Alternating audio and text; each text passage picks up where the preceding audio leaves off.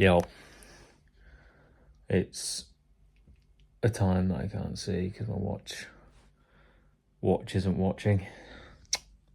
Come on. 8:51, Monday the 13th of October. I think it's been like 4 days, maybe 3, since I recorded anything. Apart from a few short landscape vids of me running on terrible A roads. Yeah, the roads haven't been brilliant since I left Bristol. But I like Bristol. Bristol was nice. Well, some parts of it were nice. Some of it was a toilet, but I think that's just a big city in England at this point. I stayed with my cousin for a couple of nights, and then my uncle came across, and I stayed with them in a hotel. And it was just nice. I had 2 full days off, which is the most amount of time I've had off since I started, basically. And it was actually really nice to see family, like outside of family obligation time, where it's Christmas or something weird. I guess it's not weird, but you know what I mean? Like it's either a wedding or a birthday or something where you're like, it's not typically on both of your mutual terms, where this was, and it was really nice. Nice to see some friendly faces and get that boost of connection from people that I know, instead of, like, it's hard to get to that level of connection with people that you don't know. Well, I found that anyway. I think that's fairly normal. So yeah, that was nice. Had a good rest. Didn't have a good rest on one of the nights because I drank a cup of tea at like 10 p.m. and then watched a Guy Ritchie film and ate 4 cookies. Then I couldn't sleep till like 3 a.m. and then got like a 43 sleep score, which is entirely my fault. So I'm not complaining, just funny. I got some new shoes, same shoes, exact same ones. I was like, I don't know how many people know the Princess and the Pea analogy. Don't know if that's an analogy or just a story. But basically, I'd worn down the first barrier on the shoe, which is arguably one of the most important ones because that's your grip and like hard part of the shoe that protects you from pebbles and stuff. So I could just feel everything, and I could feel my feet, the balls of my feet getting bruised. So that wasn't ideal, and I didn't know if I'd have enough money to actually get them, but that changed, thankfully, and I managed to be able to get some shoes, the same shoes, and they've actually made a significant difference. Like, I feel like I've been flying. I'm not saying it's felt easy, but it's felt significantly easier since I've had a couple of days off and bought some new shoes, which sounds intuitive. That just does make sense. So yeah, that's helpful. So I can actually enjoy this last week and not feel like I'm just slowly getting more and more damaged, which I'm sure is happening anyway, but it's negating the feeling of that. I've got, I think, if things go to plan, I've got 5 days left. I'm planning to finish. I'm telling people I'm finished on the 19th, but I think it's going to be the 18th. Which is, if it's the 13th today... Oh, fuck off, watch. 13th today, 14th, 15th, 16th, 17th, 18th. Yeah, so I should finish on the 18th, which is the Saturday. And then...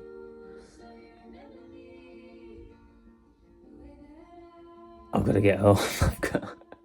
I was going to stay down south to see some mates, but I'm not even close to the people that I'm visiting. Like, I'm still a 5 or 6 hour drive away, and they're not actually free until a week after, so I'm going to just go home and crash, rest, see some family and friends,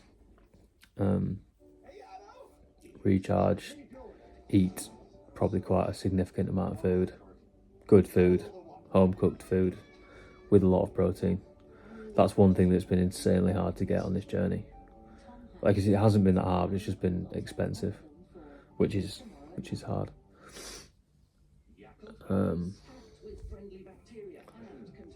Yeah, it's kind of weird.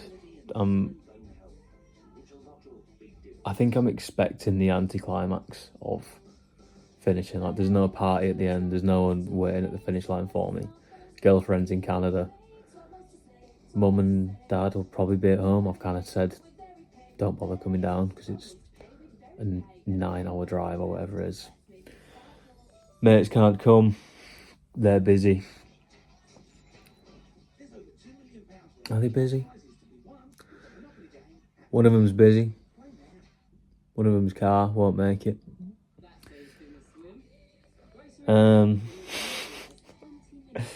It is far, to be fair, and I don't really mind an extra day of being on my own. Like, I think I'll enjoy basking in the feeling and making my way home at my own leisure.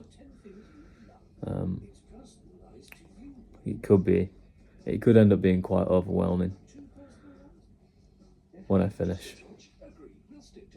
So I think a bit of time spent getting home, which is probably going to be on a coach for like 15 hours, it might be quite a nice time to reflect and digest what I've just done, because there's no real time to digest what I'm doing. I'm kind of just waking up and cracking on.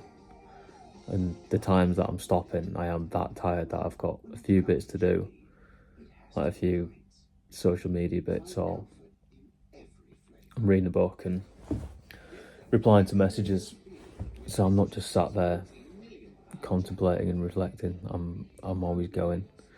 So it'll be quite nice to take a few days to just have a sieve through my mind and see what I've actually learned. And I've been keeping a journal, not a paper journal, a journal structure on my journal app on my phone, which just tracks where I've been getting to on a day, how far I've gone, sleep score, how I've been feeling, a few good things, any bad things I want to change.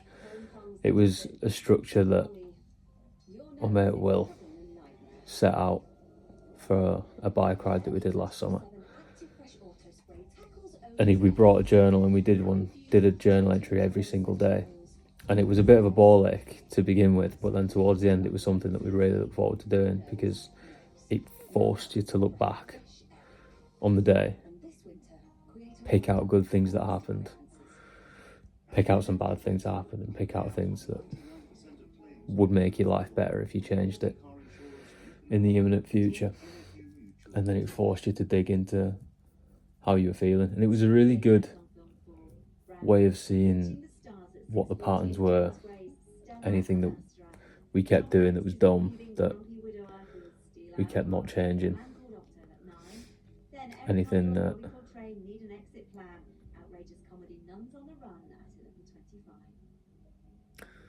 I've lost my train of thought. I'm really tired. But yeah, it's... What the fuck? Someone's kicking off in this hotel. I'll tell you why I'm in a hotel in a minute as well. What the fuck was I talking about?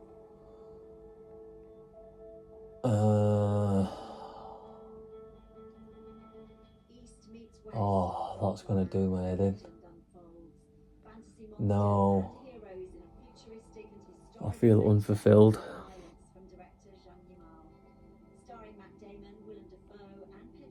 Fuck.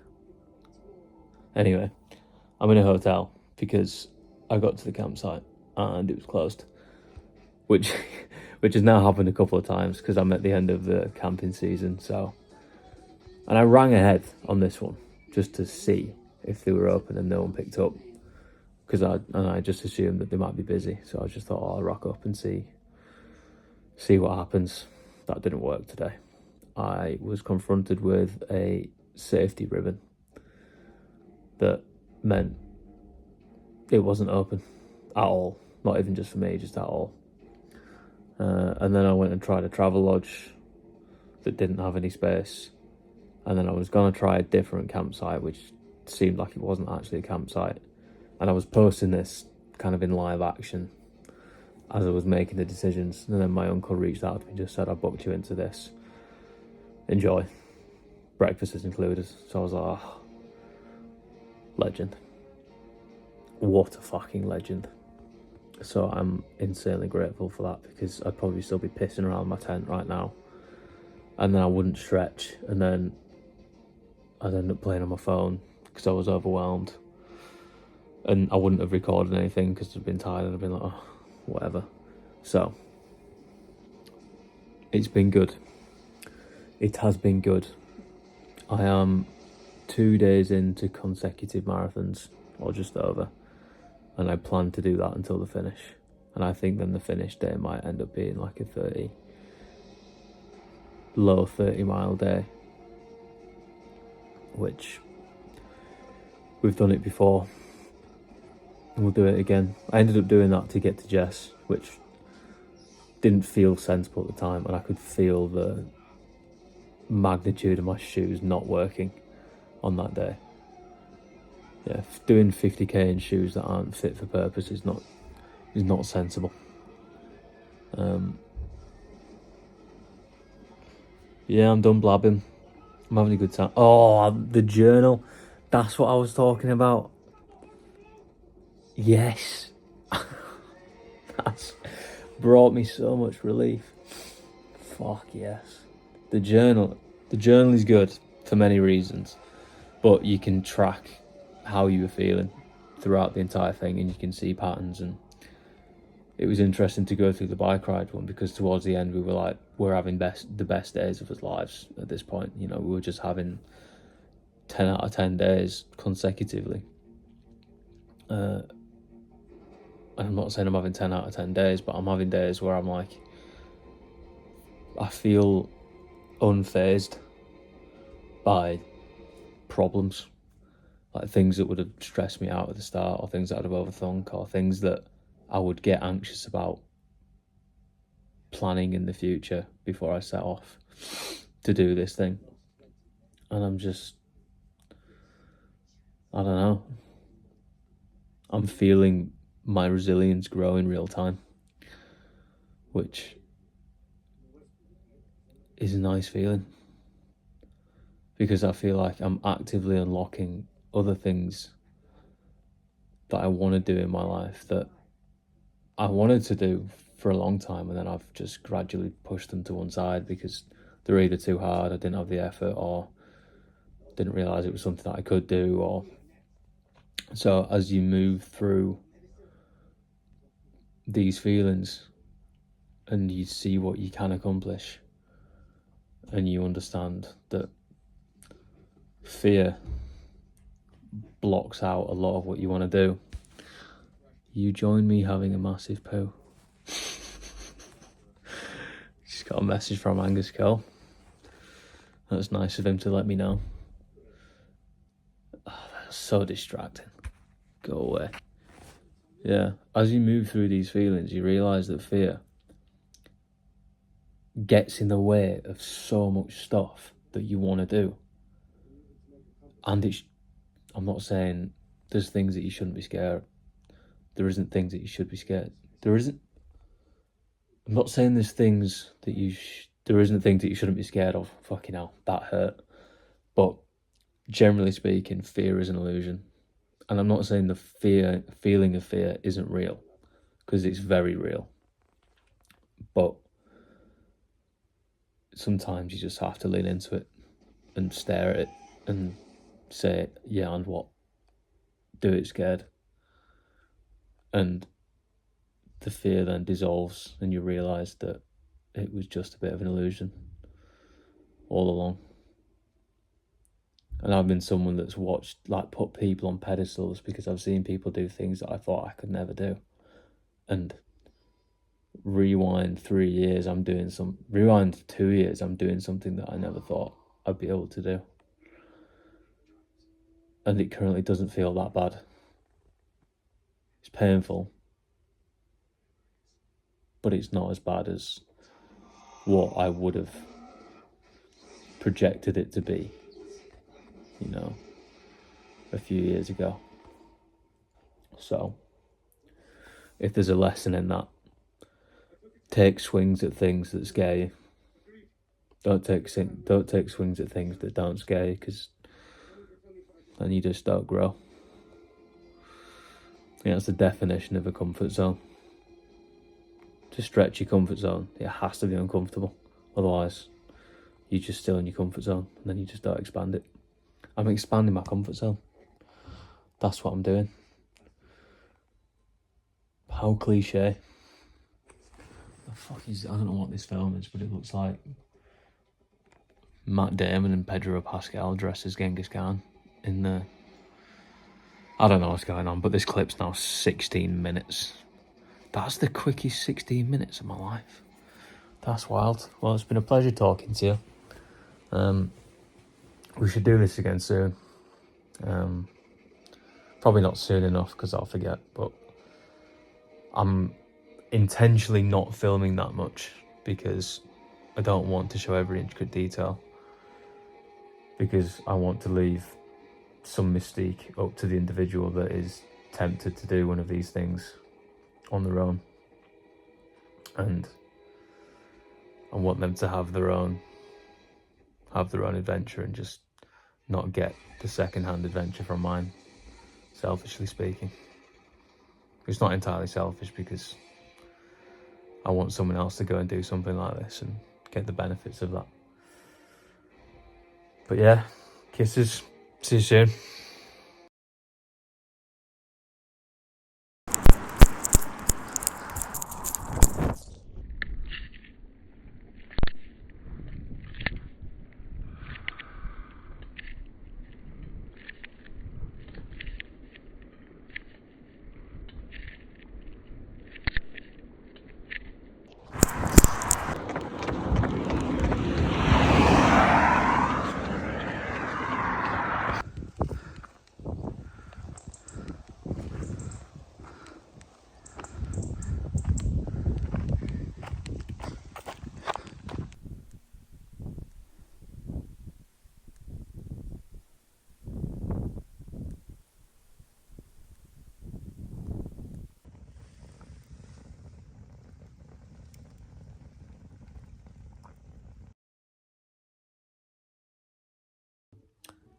Day 41 of running down Great Britain, and I'm in Wetherspoons, in what feels like the fucking superior suite.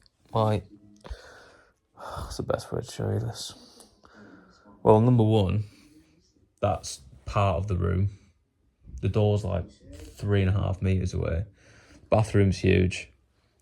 Shower is insane. Like, the best. Big shower head, unreal water pressure. And then it's just nice and spacious, so that's helpful. Plasma on the wall, ridiculous lampshade. Never seen one quite as big. Like, that's absolutely absurd, but it fits the room because the room's that big. 2 massive windows with curtains. Like, it's decorated nicely. Rustic fireplace that doesn't have a fire in it, but there's a piece of china in there. With a brick fireplace. I'm a big fan of this room.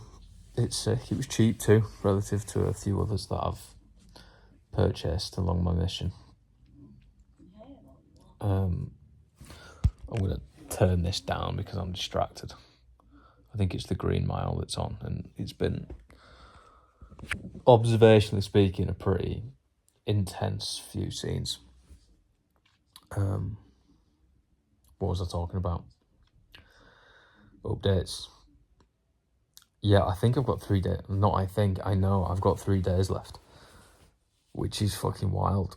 I've kind of not been doing the mental gymnastics of playing with how many days I've got left, because it's hard to know because my distance kind of changes from what I think it's going to be sometimes if I call the day early. Like today I was meant to be another 4 miles down the road, but I ended up taking a bit longer than I thought I would. This is a general pattern. I think I'm going to get further than what I do sometimes, but I'd rather aim a bit further and then call it early than,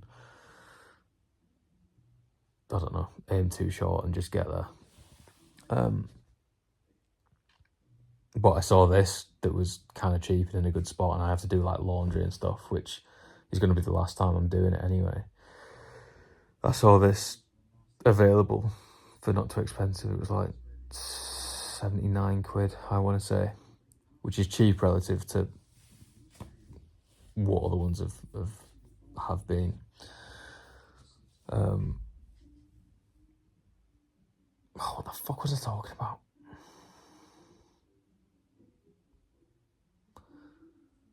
I think I was just giving you an update. My brain's cabbage anyway, but it's fried cabbage after running all day and doing this. I'm making so many decisions. Yeah, I figured it was because I'm not taking a rest day now until I finish, basically. So I figured it was a good opportunity to get like a half rest in with a hotel, because there's so many less decisions to make.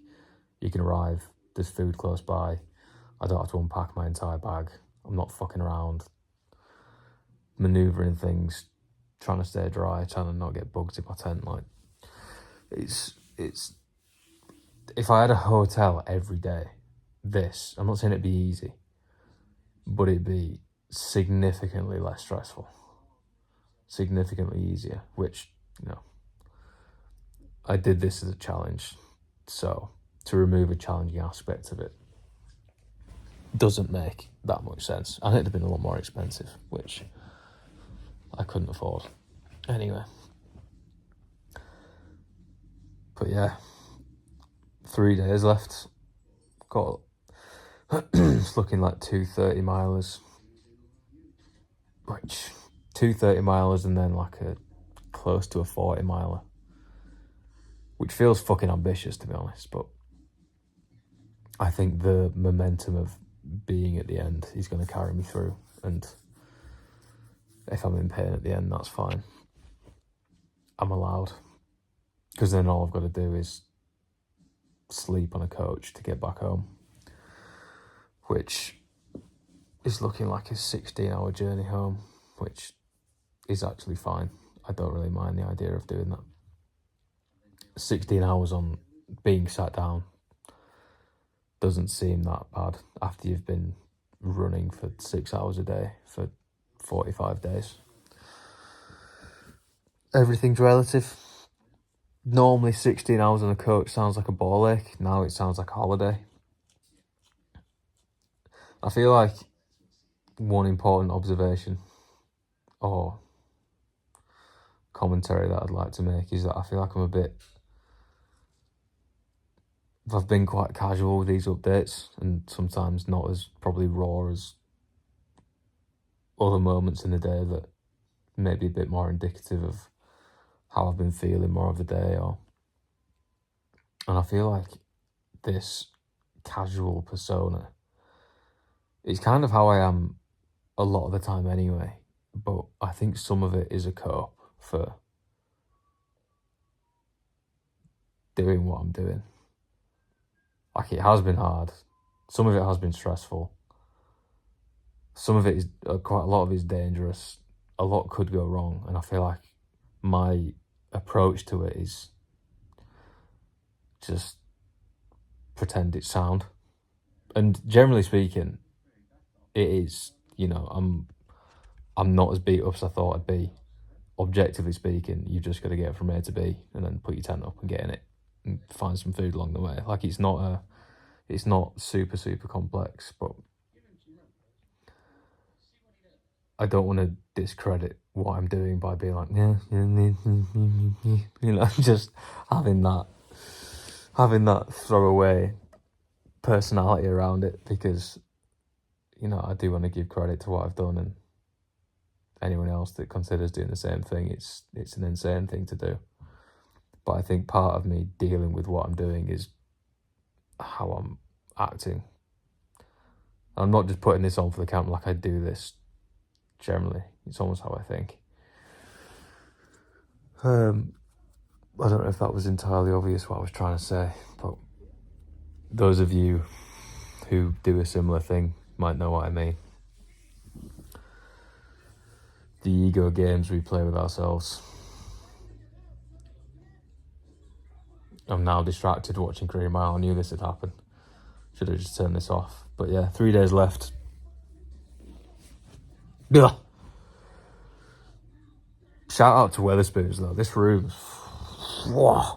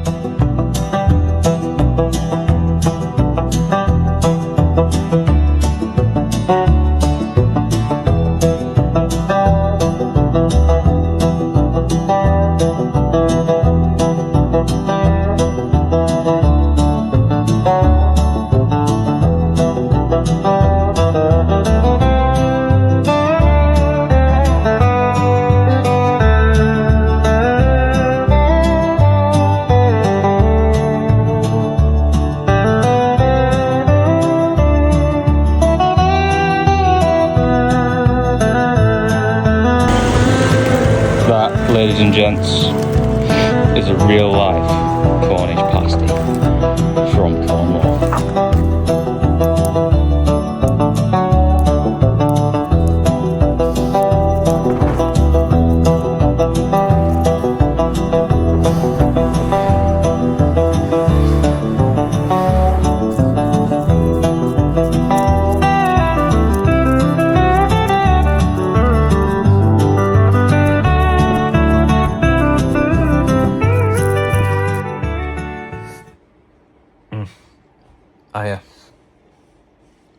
It's the end of day 43, and I thought that today was going to be my second to last day, but it's not, because I've got 45 miles left, which is actually like 47 or 48, because I'm not running on the A30. Look at the A30 between Newquay and fucking Land's End. It's a motorway and a direct route that Google Maps. I'm unimpressed with Google Maps. Am I unimpressed? It's mostly pretty good, but some of its decisions are just fucking deathly. Anyway, he wants me to run on the A30, which is just not happening. So the actual distance is close to 50 miles, and I'm not running 50 miles tomorrow. I would love to just Goggins it out, but I'm not David Goggins. I'm also not Hardest Geezer. I also don't want to be. Like, my kind of philosophy in this has been get it done and don't hurt yourself unnecessarily. So I think tomorrow's mission might be get to a distance that's like a nice distance out, so that the final day is in the bag, because I feel like it'd be all kinds of hella stupid and perhaps slightly romantic and heroic to do the final day and just break myself to get it done, but I don't know, it rubs me the wrong way, and I don't think it's necessary. Oh, there's a film on called Anna right now, and I've just had glimmers. She seems like the female Ukrainian John Wick. I don't know if it's Ukraine, where she's from. I haven't been paying much attention. Anyway, I'm in a Premier Inn, and it has a bath. which has been insane. I'm so happy I had a bath. I don't know if it's grim to have a bath at a hotel, but I'm here for it. If I wake up with a spring in my step tomorrow, unlikely, with a spring in my step tomorrow, I might try and get it done if I get in the flow, but I feel like it's unlikely. It's like 76 kilometers. So I might do the distance to get me to a point where I'm one marathon out of the end. But then again, the distance is kind of arbitrary to me, to be honest. I don't really care anymore. I just care about getting it done and getting home in one piece. So yeah, day 43.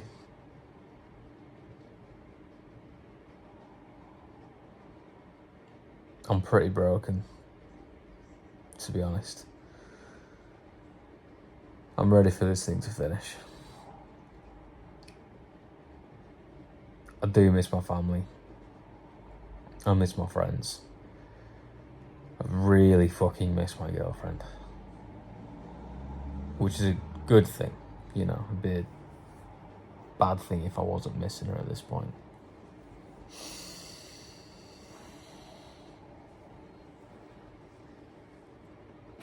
It's kind of crazy that's what my attention seems to be narrowing in on. It's like people that I miss. Things that I'm excited to be getting on with afterwards. Like hobbies, books I want to read, other things I want to do. It's been interesting to see what my mind comes up with that is a recurring theme of thought. Some bad, most good. Good because I now know what I need to do next, and bad because there's some stuff that I need to sort out. But then again, that's not really bad. That's all part of the process. Yeah, I'm going to make use of this hotel and try and get an insane sleep. And then there's a McDonald's across the road, so I'm going to get a McDonald's breakfast. There was a lady, I didn't get a name. She asked for my name and I gave her mine, but I didn't ask for hers because I was too fucked, I guess. Pulls up in an Aston Martin, or she was already pulled up and she was walking back to her car at the petrol station. I was on my way in to buy something and chocolate milk, right? And she looks at me like she knew me, and I was like, so I did like a double take and looked at her, and she was like, "You all right?" I was like, I don't know if all right's the word, but yeah, I guess so. Had a brief encounter, and she had no shoes on, so she'd just been into the petrol station, no shoes on, and then she may have just taken them back off to get in the car, but seems too elaborate, and I don't think that happened. And she offered me a lift to the hotel after I told her what I was doing, which was like a 3-minute walk. So I said, "Oh, I'll be fine, thanks." I was grateful because I've had maybe 1,000 people give me the death stare today whilst they've driven past me on the A39 or whatever I've been running on, which is kind of valid, but also you can all fuck off, and I think you're all soft, genuinely. Unless you're a lorry driver that takes up the entire lane, that's valid to be pissed off at me about, because if you hit me, you could lose your job and you could cause an enormous accident, which would be my fault because I'm on a road that doesn't fit the two of us. But if you're on a fucking Fiat Punto or even a small Range Rover and you're driving past me giving me muckies, like, learn how to drive, you gimps. Mean that. Every ounce of my being. No one's waving at me going, "Oh mate, look at this beast." No one's giving me muckies. It's not my fault. UK's got no money and they can't pay for pavements. Too busy trying to instate digital IDs. Lizards. Anyway, good night, God bless.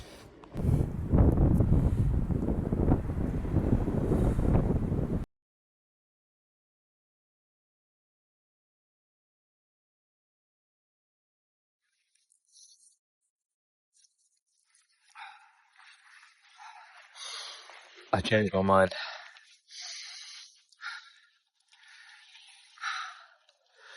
I decided to do it all today.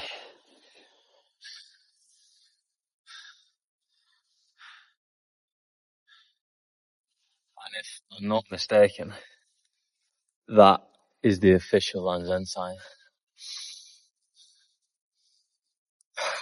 Don't, I don't have to do this anymore. Fuck. Oh.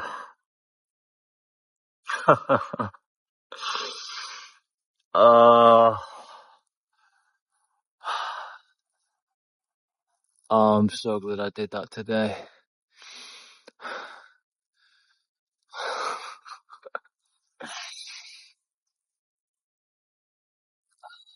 I don't feel. I don't know if it was a feeling.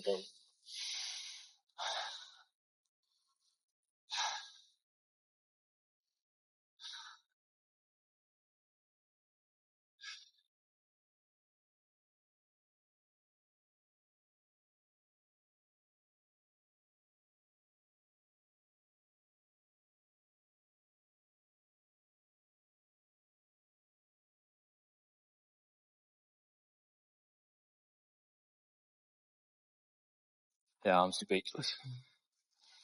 I'm speechless. No words. I don't think I've got any energy for words.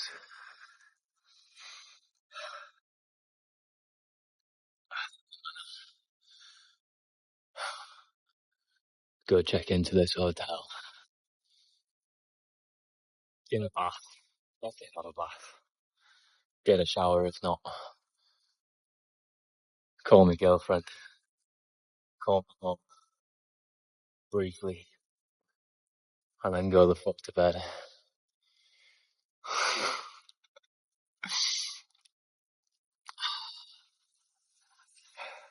I'm feeling there's like another sign somewhere. But I can't bring myself to go find it. I'm 99.8% sure this is it.